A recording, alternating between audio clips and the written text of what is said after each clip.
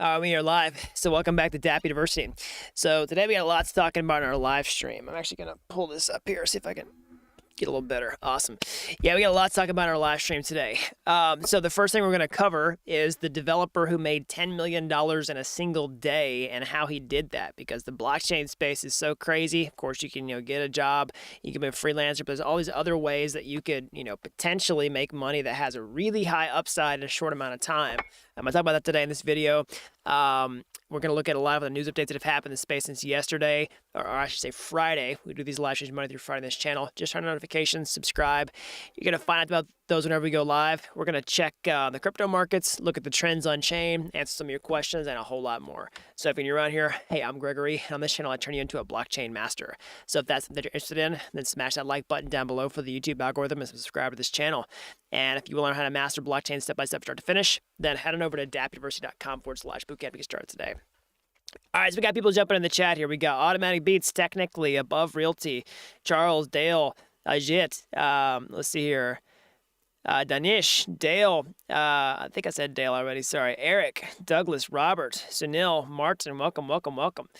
All right, so let's jump into this. Let's talk about the Web 3.0 developer who made $10 million in a single day. Okay, so like I was talking about at the beginning of this video, the crypto space is so crazy because, of course, you can become a developer and get a job and become a freelancer. And for most people, I think that's the best path. We're trying to, make the most out of this industry.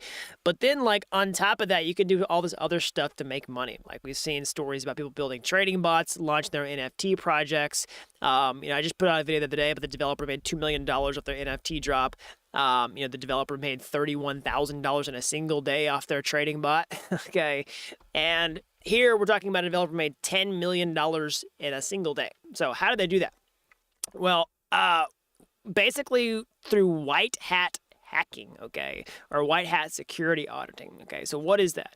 So, the crazy thing about the crypto space is there's so much money floating around on these blockchains, okay? And there's so many different protocols that are securing billions and billions of dollars. We've seen lots of different stories of these protocols getting hacked and drained of massive amounts of money, okay? And a lot of times those hackers are either settled with or brought to justice, one of the two. Talk about all the time whenever this happens.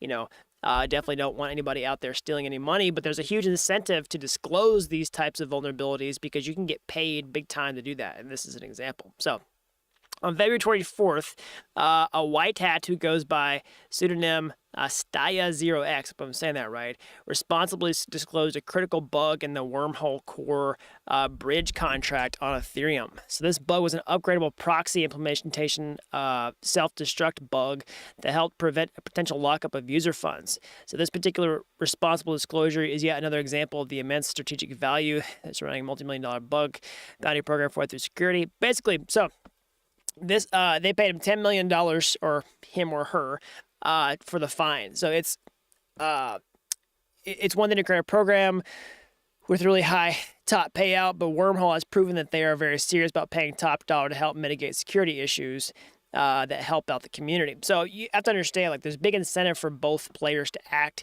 in this way because it's a win-win situation. So basically, Wormhole is a bridge, and the bridge has an upgradable proxy smart contract that was not initialized properly. There's a lot of people that are like, hey, this was actually kind of a simple thing. Okay. So, full disclosure here, I wish I had been looking at these smart contracts because I feel like this is something I could have even potentially caught. And, that would have made me very happy. I'll put it that way. So, yeah, sometimes, honestly, there's so many projects out there, and sometimes there's really simple stuff that flies under the radar. You would be surprised. And that's one thing people talk about online is hey, how was this missed? And of course, there's a lot of backlash on the team for something like this. Of course, I'm not trying to point any fingers or anything like that, but that's kind of just a reflection of the conversation online.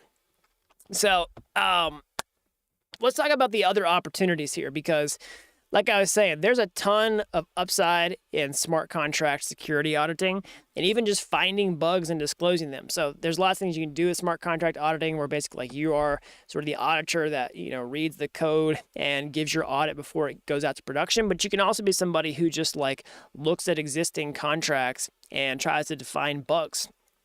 And this is something you can do that accomplishes multiple purposes, because even if you don't find a bug that's going to pay you like millions of dollars, like if you don't do that, you're still like learning this really valuable skill, okay, of doing that. So we got other examples of this, like the OpenSea Seaport contest. Okay, so this is actually something that's going on right now. It's like a 1 million USDC reward. Okay, so this is a new Seaport, which I believe is a protocol to let other people, it's a marketplace protocol for safely and efficiently buying and selling NFTs. So each NFT listing contains an arbitrary number of items that offers, basically it's like a protocol to let other people do NFT trading, okay, outside of just the main OpenSea website is what it looks like. And they have some smart contracts for this, and they basically have an open bounty to audit these, okay? And there's a $1 million pot. So these types of things happen all the time. Like these types of rewards are out there all over the place. And so as a Web3 developer, you can spend some time trying to look at past, disclosures to see what vulnerabilities, basically how would you do this? So first of all, you would go look at the opportunities to see existing contracts that have bounties associated with them, like the OpenSea Seaport contract. Okay, might find others out there. Might be some more videos about this if y'all are interested in this topic. Just let me know in the comment section below. And then you develop the skill of auditing by essentially looking at past audits initially, and seeing the types of things that were disclosed or past hacks. Okay, so actual exploits that happened out in the world. See how those were caused. And then the best shot for somebody who doesn't really have a lot of experience is just like learning from those and seeing if those mistakes have been made again, okay? And then you could also apply that to other protocols that don't necessarily have, bug bounties disclosed, okay? But if you could find something, you could actually disclose it to the team. Then, of course, do not condone anybody to exploit protocols in the real world, but, reaching out to them to talk about any path to resolution to see if you can be rewarded for that.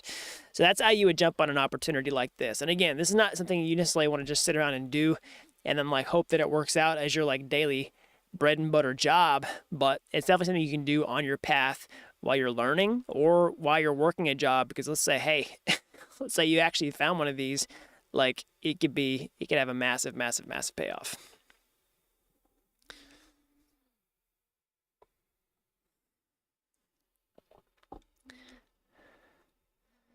Let's see here.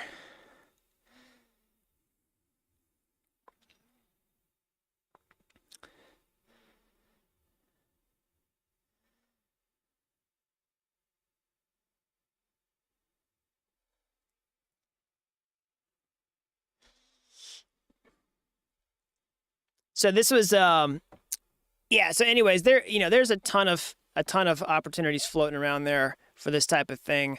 And again, the downside on this, let's say you don't even find bugs and let's say you don't get the $1 million payoff, right? You're still getting this really valuable skill. And even then, like if you want to develop one of the most valuable skills in the Web 3.0 ecosystem, smart contract auditing is one of the most lucrative for sure. Now, I don't think it's for everybody. Like, I'll just full disclosure here, because, you have to be like you have a lot on the line, right?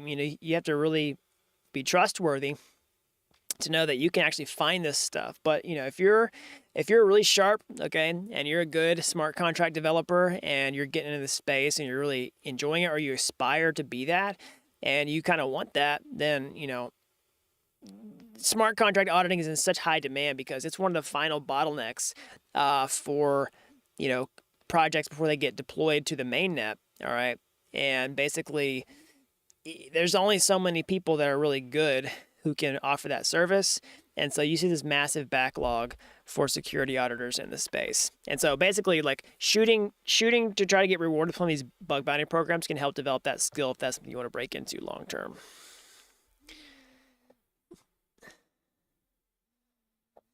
Somebody says, do you think junior developers should try out blockchain development or should first learn React, etc., then start learning blockchain? Definitely start with blockchain if that's your goal. And then learn React and everything else as you go.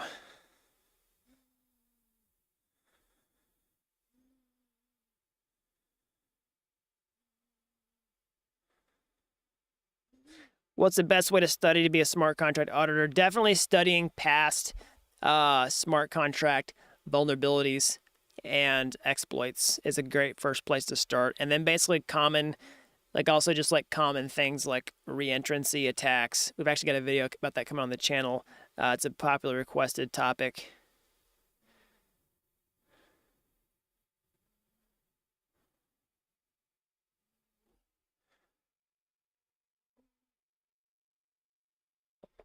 Somebody said, could you read post-mortems? You definitely could read post-mortems. Do I see the industry moving away from Solidity? If so, where? No, I don't see the industry moving away from Solidity.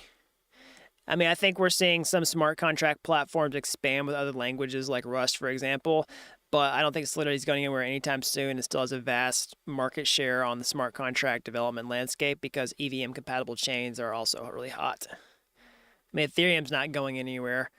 So yeah.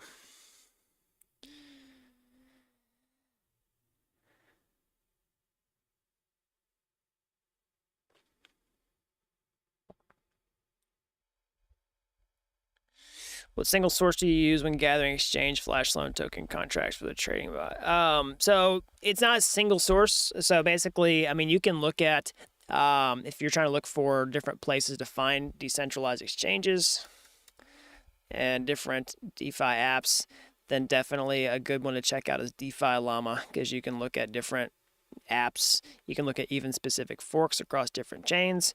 And as far as tokens go, just filtering by different ERC20 tokens on different blockchains. You can use public block explorers. You can use CoinGecko to filter by ERC20 tokens, all that type of stuff. Do I test my smart contract Solidity instead of JavaScript? I use JavaScript, but some people like Solidity. Is it possible to create meta transactions without knowledge of Solidity? I would learn Solidity because I just would, yeah.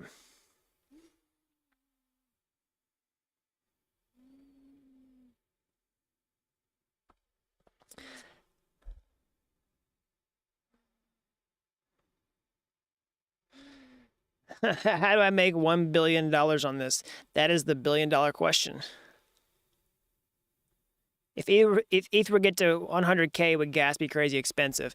Well, basically, we'd be on layer 2 scaling solutions doing a lot of our activity at that point. I mean, it's got to be a long time if and when ETH gets to 100K. Okay, so let's go ahead and move on here. So definitely we're seeing...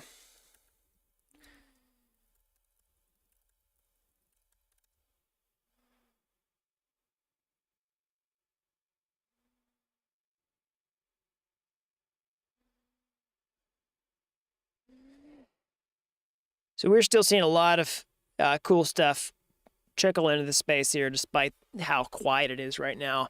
One of them is Gamestop's unveils the crypto and NFT wallet. Okay. Of course, their shares jumped 30% whenever that happens. So a beta version of the self-custodial Ethereum wallet is now available to download from Gamestop's website. So we've been talking about GameStop for a while. They've had an NFT like teaser on their site for a long time. I think it was nft.gamestop.com. I can't remember, to tell you the truth. We saw it last year, and we've kind of checked up on it periodically. And we're all like, hey, what's going on with GameStop? And, you know, we thought GameStop was a natural fit because, you know, the GameStop culture, the GameStop stock, all this type of stuff, gaming being a hot future niche for, you know, crypto. Just seemed like a natural fit. Okay, so let's just kind of check on this, see what it is. So video game retailer GameStop, you know, GME, has unveiled a digital asset wallet for storing, sending, and receiving crypto and non-fungible tokens ahead of the launch of its NFT marketplace later this year. So that's what it's going to be. It's going to be an actual marketplace. So a beta version of the self-custodial Ethereum wallet is available to download from the site. The wallet enables gamers, okay, to send and receive in-game assets without having to leave their web browsers. So that's definitely cool. So that's where they're headed here, is NFT marketplace for in-game assets. I've always talked about in-game assets being a you know, a natural fit for Web 3.0, because, you know, who doesn't want to be able to take assets out of a game and then be able to sell them and, you know, speculate on them long term. and actually own them, so there's no censorship or custodial risk with the game manufacturer itself. So they've partnered with Immutable X for the marketplace, which will sit on top of the Ethereum blockchain. Okay. So GameStop is using Ethereum.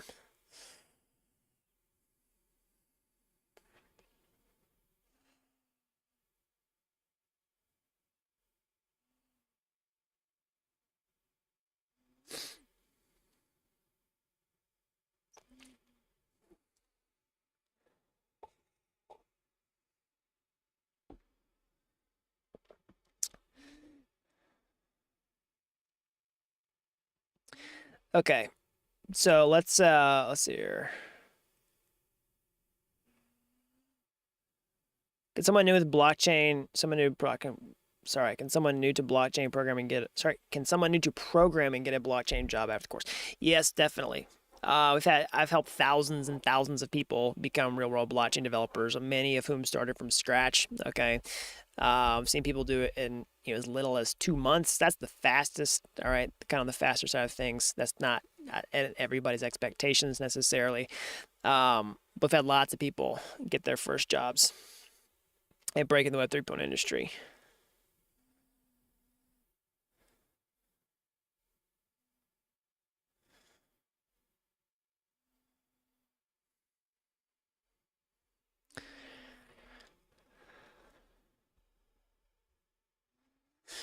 All right, so let's we'll do a couple more things. Let's more questions. We're gonna check on the crypto markets, check on the trends on chain. Okay, and then maybe look at a couple of updates here, then we'll call it a day.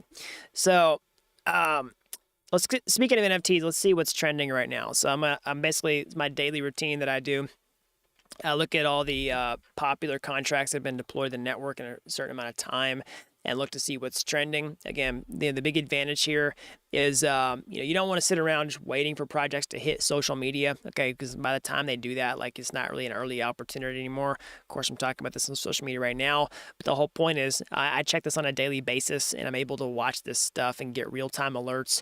And if you want access to this before I talk about it on the streams, then definitely. And I'm just going to scratch the surface today. I'm sure look at a couple things on here, but if you want the complete tool set that I use for my own daily research, then definitely check this link out down in the description below. It's for a block site. So anyways, let's just see what is going on here. So we got lots of depositors here. This one's got close to $1 million past 7 days. So this is going to be an NFT project. Okay, so this is the Chain Runners NFT. All right. All right, let's just take a look here.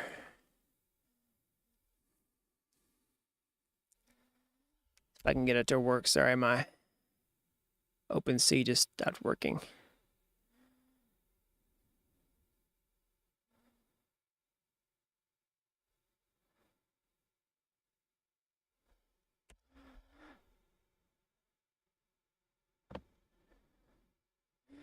Okay, so Chain Runners NFT, next generation, see, transmedia cyberpunk universe. So it's another metaverse project. So the Genesis, let's see here. Get the entire complete library list here. So yeah, we're seeing more trends in these metaverse worlds with these new minting experiences, not just like a copy and paste of the other minting sites where you just show up, connect your wallet, click the mint button. Some of them are starting to actually have like metaverse experiences where you do the mint. Like if you actually open the mint here, I'm not going to do it because I want to unlock my wallet, but you can actually go through that process. We've seen this with other ones. I've been kind of tracking this trend, and that seems to be a common thread to some of the successful projects that are working right now. Even after the market's kind of cooled down. Of course, none of this is financial advice. I'm not telling you to buy in these projects. I'm just showing you the research that I do on a daily basis. So another one that I found recently that has definitely started trending, that I've seen more of a buzz on social media that you can find out before that happened, is this one's the Goblins project. Okay, so this is the Goblins NFT. This is one that people were is kind of the meme right now, like going to Goblin Town because let's just see here. because the crypto market's been so it's so messed up.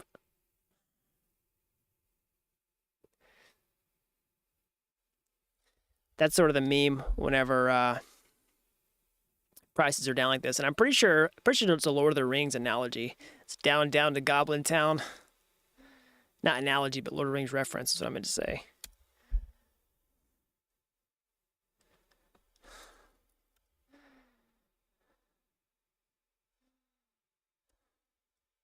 I'm trying to pull up the collection on my screen here.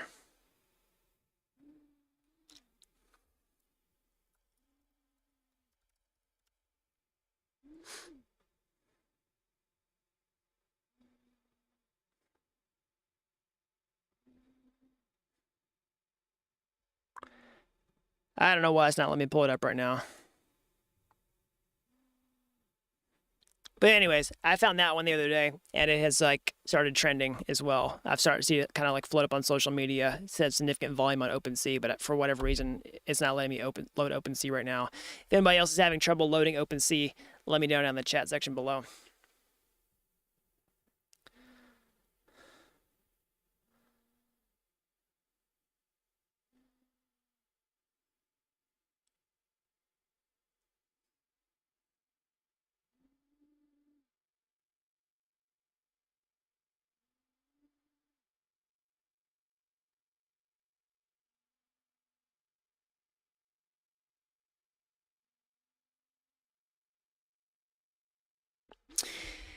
Okay, so got some other questions here. Let's also look at crypto markets, see what's going on here.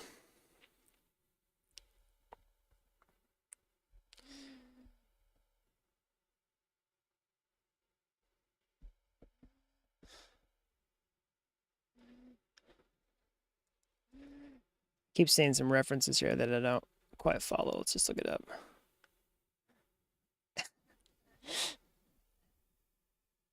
I've never seen Morbius. I keep talking about that in the chat. I do hear Jared Leto a lot, but I've never seen that movie. Or if it's a show, I don't know. It looks like it's a movie.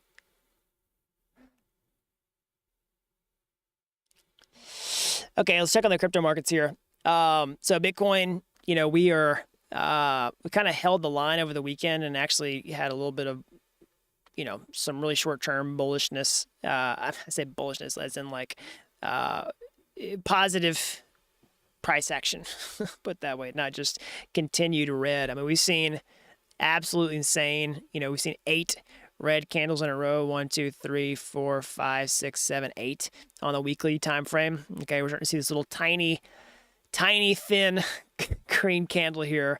We'll see if it actually holds. So who knows what's going to happen right now? Like I said, we're so highly correlated to the stock market. It's not even funny. That of course what we're seeing right now is definitely some massive headwinds from the macro scene. Again, not trying to be an expert in macro by any stretch of the imagination, but it doesn't take a genius to see that inflation's been a problem. That when the Fed started talking about raising interest rates at the end of last year, and then set forth their plan to doing it this year, that the markets have absolutely puked in regards to that. Like basically every asset's gotten absolutely decimated, crypto included. So there's no scenario, I don't think, where crypto just rockets off to infinity while the S&P is still in a bear market, which it didn't technically close in a bear market, I don't think, on Friday. I think that the media definition of a bear market in the S&P 500 is a 20% decline at the close. So I think you get to measure it from like basically on Friday, it like this price was in the bear market, 20% drop, but then it actually closed above, so technically it was not. But anyways, like we're still we need to see at least some short-term recovery in stocks before we get too excited about what's going on in the crypto space, in my opinion, because everything's so heavily correlated right now. I think we just need more clarity on what's going to happen from the macro scene. There's lots of talk that the bottom's in, that equities and crypto have all priced in the rate hikes and the panic in the market and all that type of stuff. That's very possible. I'm not trying to call any bottoms here, but it would be nice, put it that way, but who really knows? Now in the short term, again, I don't try to call too many short-term moves, but one reason to be potentially bullish on crypto in the short term, I mean, when I say bullish, I don't mean going back to all-time highs. I just mean, you know, some sort of bounce here is, you know, we've tested this resistance kind of in this area, you know, multiple times. Okay, we've only tested the support. We've tested the support fewer times than the resistance. So we've bounced off this to maybe 3 times, and then this we've tried it about 4 times. And it looks like we want to try to break past that. And if equities can do the same thing, then that would potentially, you know, potentially see a little bit of relief in crypto right now.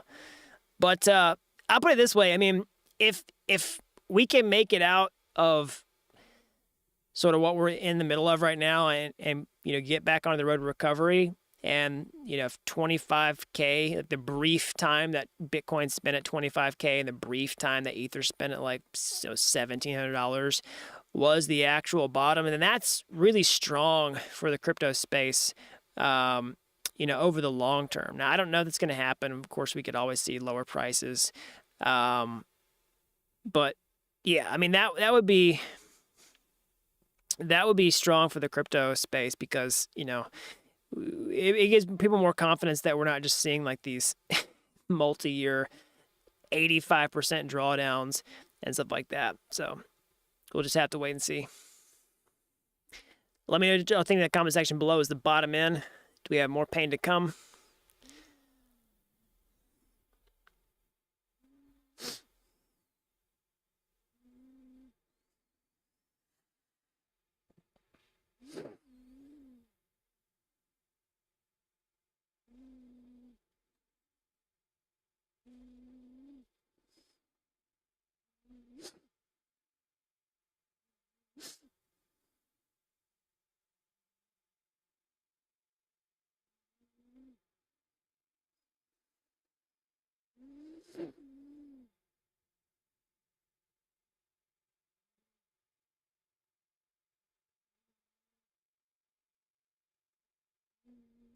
So I think the longer pain.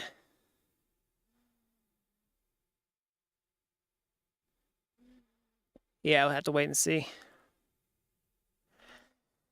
All right, everybody, that's all I got for today. As always, smash that like button down below for the YouTube algorithm. Subscribe to this channel if you haven't already. There will have some videos out so more people learn about blockchain. And, you know, if you're as fascinated with this technology as I am, you want to get your hands dirty, how can you get started today? Learn all the skills you need to start hunting for bugs. You know, maybe get you a big bug bounty one day.